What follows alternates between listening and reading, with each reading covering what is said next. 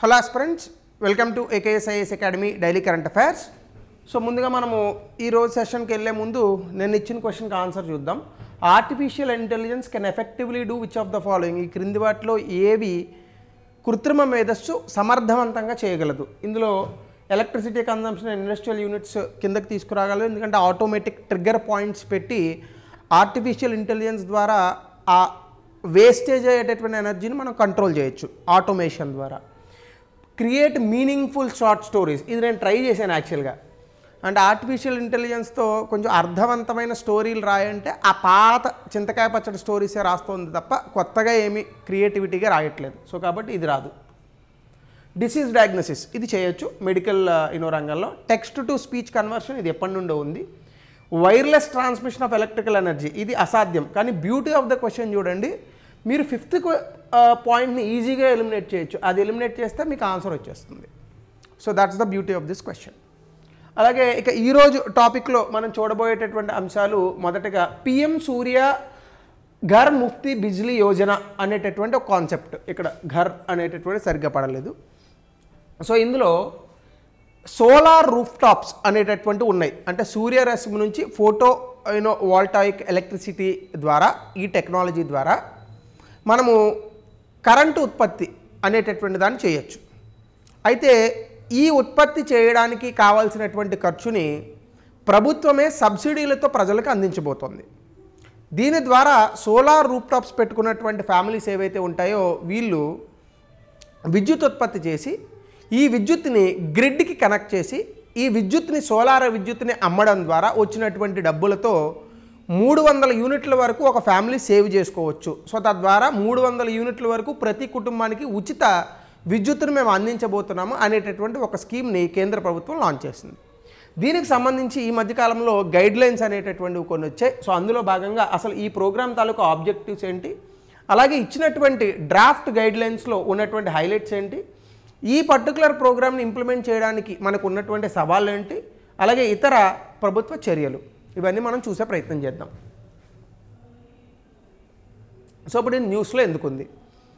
Ministry of new and renewable energy ఇప్పుడు ఈ PM Surya Ghar Muft Bijli Yojana అనేటటువంటి ప్రోగ్రామ్కి గైడ్ లైన్స్ని రిలీజ్ చేసింది.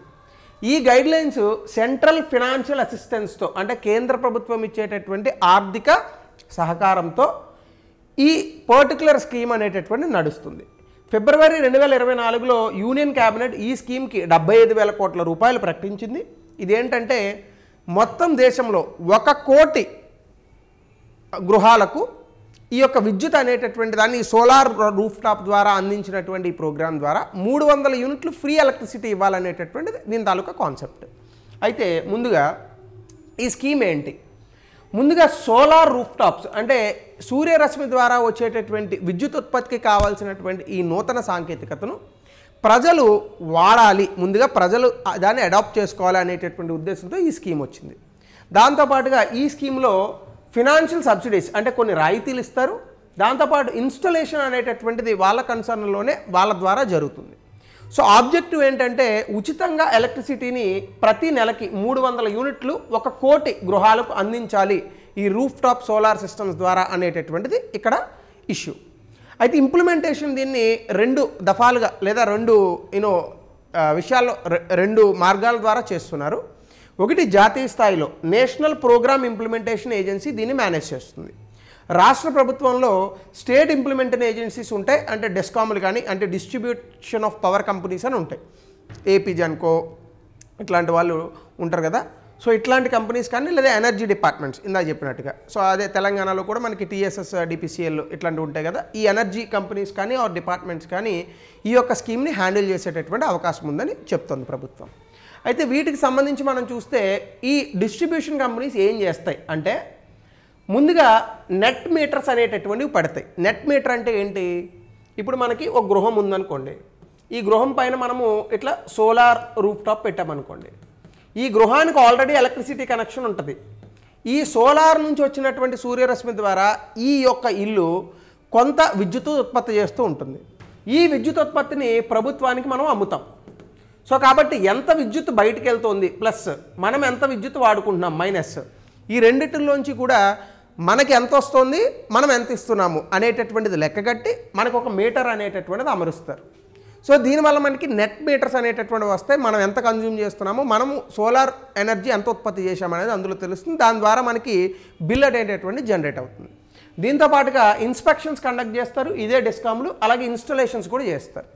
దీనికి సబ్సిడీ స్ట్రక్చర్ కూడా, అంటే రాయితీలు కూడా ఎట్లా ఇచ్చినారంటే 2 కిలోవాట్ల కెపాసిటీ ఉన్నటువంటి సోలార్ ఎనర్జీ సిస్టమ్స్ పెట్టుకుంటే 60% రాయితీ ఇస్తున్నారు.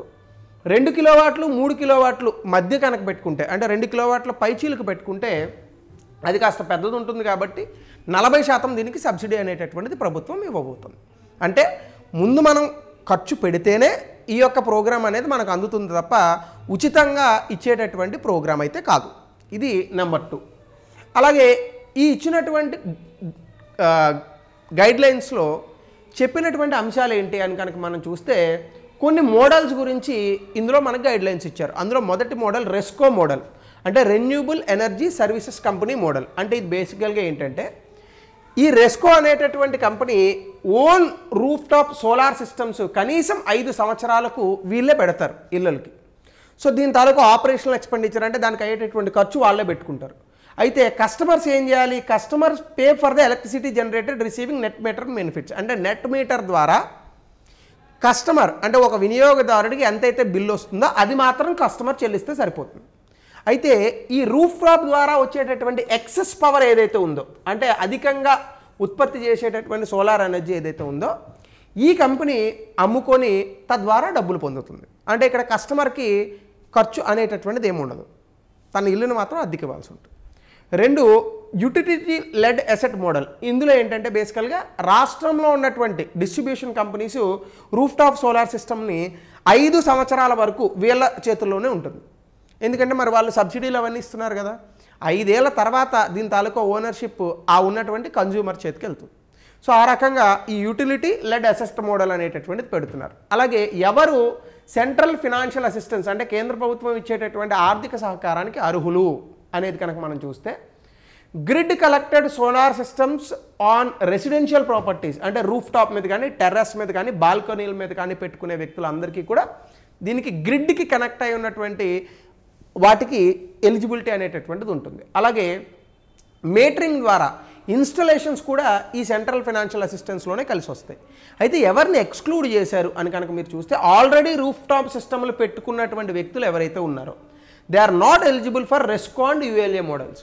అంటే ఈ చెప్పినటువంటి ఈ 2 మోడల్స్కి ఆల్రెడీ రూఫ్ టాప్ ఎలక్ట్రిసిటీ పెట్టుకున్న వాళ్ళు అర్హులు కాదు. ఎందుకంటే అది మనం అలౌ చేస్తే వాళ్ళే ఈ ప్రోగ్రామ్ని ముందుకు వచ్చి అడాప్ట్ చేసుకునేటటువంటి అవకాశం ఉంటుంది. కాబట్టి మిగతా వాళ్ళకి న్యాయం జరగదు.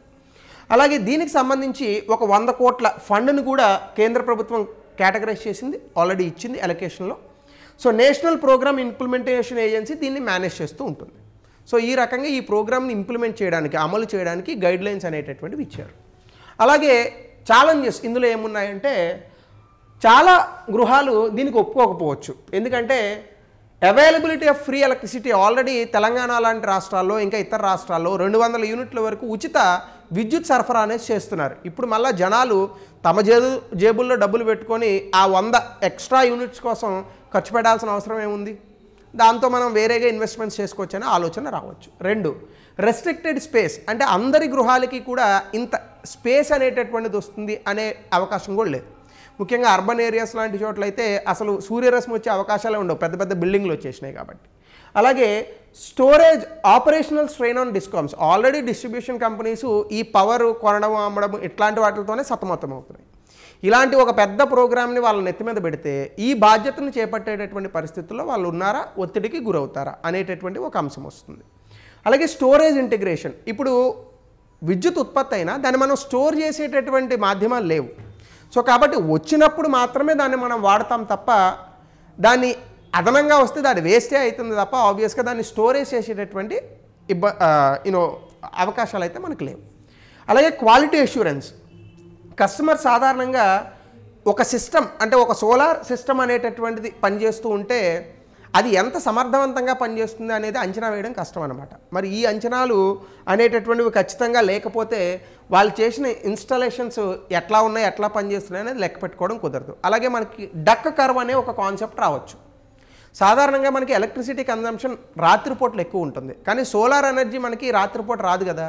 సో కాబట్టి పీక్ డిమాండ్ ఉన్నటువంటి టైంలో ఈ సోలార్ ఎనర్జీ నుంచి వచ్చేటటువంటి ఈ యొక్క ఉత్పత్తి మాత్రం తగ్గుతుంది. దీన్నే మీరు ఇట్లా బొమ్మ వేస్తే డక్ రూపంలో ఉంటుందన్నమాట. బాత్ ఇలా కిందకే ఉంటుంది కదా. సో కాబట్టి దీన్ని డక్ కర్వ్ ప్రాబ్లం అని అంటారు. మరి ఈ సమస్యని మనం ఎలా గట్టెక్కగలం? రాత్రి అయితే సూర్యుడు రాడు, స్టోరేజ్ కెపాసిటీ అనేటటువంటిది ఉండదు. సో మరి అప్పుడు ఈ డక్ కర్వ్ ప్రాబ్లమ్ని మనం ఎలా ఫేస్ చేస్తాం? ఈ అంశాన్ని కూడా మనం ఎక్కువగా చర్చించాల్సి ఉంటుంది. సో అలాగే అదర్ గవర్నమెంట్ ఇనిషియేటివ్స్ కనుక మనం చూస్తే దీనికి సంబంధించి 1 సన్ 1 వరల్డ్ 1 గ్రిడ్ ఈ మధ్యన అన్ని కేంద్ర ప్రభుత్వం 111 అంటుంది, ఇదొకటి. అలాగే దీంతోపాటు సౌభాగ్య యోజన అనే ఒక ప్రోగ్రాము ఇప్పుడు చెప్పినటువంటి అంశమేది, సహజ్ బిజిలీ హర్ ఘర్ యోజన. అలాగే national smart grid mission already పట్టుకొచ్చారు, స్మార్ట్ మీటర్స్ పట్టుకొచ్చారు. ఇంటర్నేషనల్ సోలార్ అలయన్స్ 2015లో ఫ్రాన్స్, ఇండియా కలిపి ఈ ప్రోగ్రామ్, ఈ యొక్క అలయన్స్ని ప్రపంచ దేశాలకు తీసుకొచ్చాయి. అలాగే నేషనల్ సోలార్ మిషన్ ఎప్పుడో జవహర్లాల్ నెహ్రూ గారి పేరుతో అది మొదలుపెట్టినారు, అంటే అప్పుడు కాదు, కాంగ్రెస్ ప్రభుత్వం ఉన్నప్పుడు. దాని తర్వాత పేరును మార్చారు. అలాగే సోలార్ పార్క్ స్కీము, అలాగే పిఎం కుసుమ్ మోటార్స్ అన్నీ కూడా సోలార్ రూపంలో పెడతారు. సో ఇలాంటి ప్రోగ్రామ్స్ వచ్చాయి ఆబ్వియస్గా. సో ఇవన్నీ కూడా ఇప్పుడు వచ్చినటువంటి ప్రోగ్రామ్కి అదనంగా మనం ఆల్రెడీ చూడాల్సినటువంటి ప్రోగ్రామ్స్. సో వీటికి సంబంధించి ఒక క్వశ్చన్ 2015లో యూపీఎస్సీలో వచ్చింది. సో దీనికి ఆన్సర్ తెలిపేటటువంటి ప్రయత్నం చేయండి. అలాగే access to affordable, reliable, sustainable, modern energy sine qua non అంటే ప్రీ రిక్విజిట్, కంపల్సరీ అని.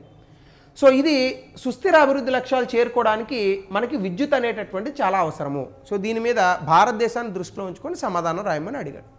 200 పదాల్లో రాయండి దీనికి సంబంధించినటువంటి సమాధానం. So thank you. ఇది ఈరోజు పర్టికులర్ క్లాస్కి సంబంధించిన అంశం. మరో కొత్త టాపిక్తో విల్ మీట్ టుమారో.